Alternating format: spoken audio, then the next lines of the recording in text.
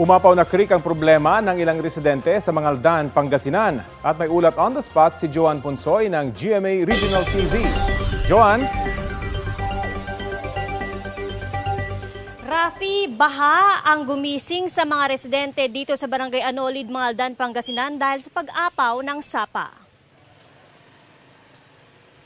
Umapaw na ang Payas Creek dito sa Barangay Anolid, dulot ng nararanasang tuloy-tuloy na pag-ulan sa lalawigan, dulot ng hanging habagat na pinalakas ng nagdaang bagyong Karina.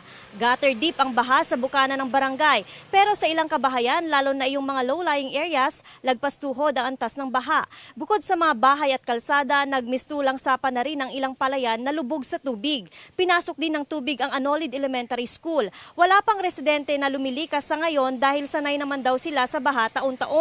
Inaalam pang apektadong residente dahil sa pagbaha, habang pinapayuhan ang mga pamilya na maghanda at sumunod sakaling magpatupad ng preemptive evacuation. Rafi, sa ngayon nga ay may pagkakataon na tumitilang ulan dito sa probinsya ng Pangasinan. Kumpara naman kahapon ay bumaba na itong antas ng tubig sa mga sapa at ilog dito sa bayan. Ganun pa man ay pinaghahanda ang mga residente sa posibleng pagbaha dahil sa inaasahan ding pagbaba ng tubig mula sa upstream. Rafi? Maraming salamat, Joan Punsoy ng GMA Regional TV.